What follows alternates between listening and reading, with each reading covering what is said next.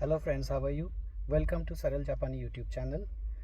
So friends, finally the results of the document screening round of MEXT 2026 applications have started to come out from the Embassy of Japan in New Delhi.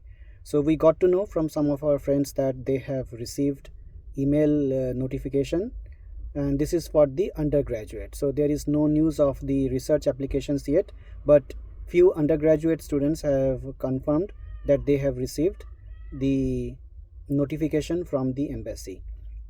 So now yesterday on the embassy website they have also updated that the notification will be out in the during the second week of June. So earlier it was mentioned as first week of June, but now they have changed it to second week of June.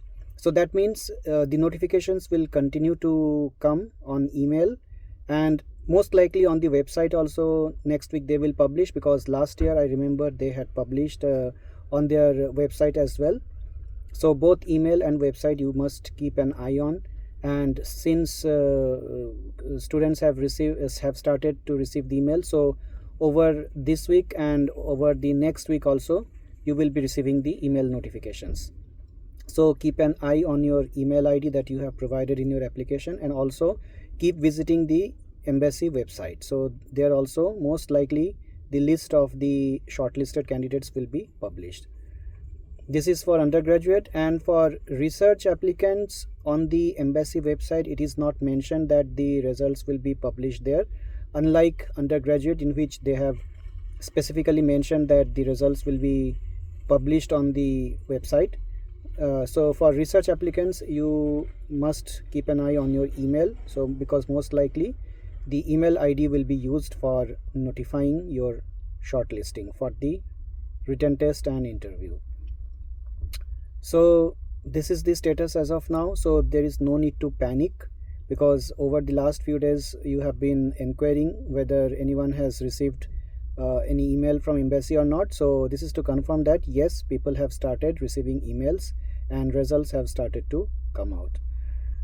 Now those who will be shortlisted, the next step will be the written test in the last week of June, and followed by an interview, online interview, virtual interview during early July. So you should start preparing for that if you have not already done. I already posted one video where I have discussed few sample questions from the physics and English and mathematics papers. So there is nothing new to study, as MEXT has also clarified that there is no specific syllabus.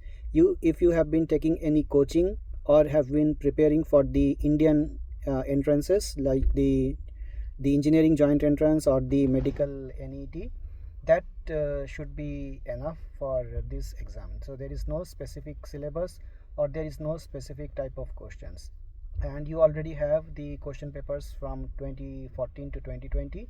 Try to solve those questions. The questions will be mostly conceptual, so there will not be any difficult calculations, or it won't be very difficult questions, but the questions will be tricky. And if your concepts are clear, then you will be able to arrive at the answer. So all questions will be multiple choice questions. So here, since the date of interview is not very far from the date of written exam, so it is less likely that they will check how you have, they will not check the working of your answers. So only the final answer will be considered most likely, because they won't have that much of time to go over which candidate has done which all steps in a particular problem. So there is no time for that. So since these are multiple choice questions, they will simply check the answer, even if you have put effort in showing the steps of those questions and all. That I don't think anyone will look into that, because there is no time to go over in such detail. So if you don't know the answer, then I think you can make the best guess and just move on in the question paper, and based on the number of correct answers they will prepare the merit list for the interview. And coming to the interview, okay, so before interview there is another written test in Japanese. For that also I have created a video. There is still some time. I know if you do not know Japanese, then it is not possible to learn in such a short time, but at least you can have a basic understanding of how the language is, what all things are there, so that if not in the written test, in the interview at least, if you will feel little comfortable and little confident when the interview board will ask you about your Japanese proficiency. So you will have at least some answers to tell. So this is all written test, and in the interview round I will prepare a detailed video on the questions that you may expect, and the some sample answers to those questions that I will prepare in a day or two. But for now I can tell you that the questions will revolve around your interest and your motivation in towards Japan.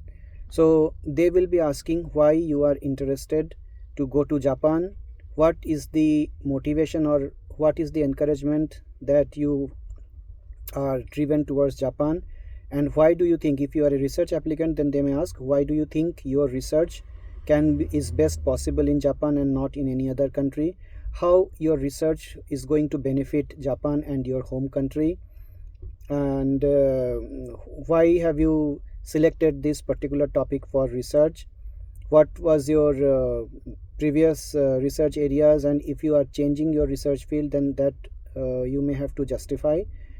And for the undergraduate, again they will be asking why do you want to go to Japan, what do you know about Japan, and why do you think that you will be able to adapt, or how have you thought of adapting to the totally different environment of Japan, the society, cultural differences and all. So all these questions they may be asking. They will not ask the same question to every applicant, but these are some of the probable questions. So be prepared with answers to these questions. They will not be asking you any technical questions as such, so that will be part of the written test itself. So in interview they will not ask, and interview will be hardly 15-20 minutes over over a virtual platform. So they will be mainly asking you about Japan, your knowledge about Japan, and if you say that you know a little Japanese, then they may ask you to introduce yourself in Japanese. So be very careful. You should not tell any lies, and if you don't know Japanese, simply tell that you do not know Japanese. So Japanese people, they are very straightforward and they are very, very honest. So don't try to prove yourself smart, so that will become a very, very minus point in your application process. So whatever is true, just tell that. And if you do not know Japanese, then feel free to tell them that you do not know Japanese. But if you say that if you know Japanese, then they will definitely ask you to speak few lines in Japanese and introduce yourself in Japanese. So in that case there might be problem if you are not able to tell that. So this is all, friends. So next video will feature interview related questions, probable questions, and I will also provide you sample answers for those questions. So good luck to all of you. I hope all of you receive the email notification soon regarding your shortlisting based on the document screening, and you all get invitation from the embassy to appear in the written test and the online interviews, so that you can move to the next level. So around 20 days, 15 to 20 days are remaining for the written tests. So make best use of this time and do your best, prepare whatever you can in this limited time. Watch some Japanese videos also. So if you want, you can watch the playlist called Japanese lessons for beginners on this YouTube channel itself. Start from the lesson 1 if you have not yet started, so that you get a basic understanding of Japanese language. So the first 5 to 10 lessons you should watch to get a basic understanding about the language. So that is the least that you can do, and that is the least that I can help you with. Rest is your luck, and Whatever happens for good. Just keep that in mind. Be practical and never get disheartened, never lose hope, and be positive always. Thank you.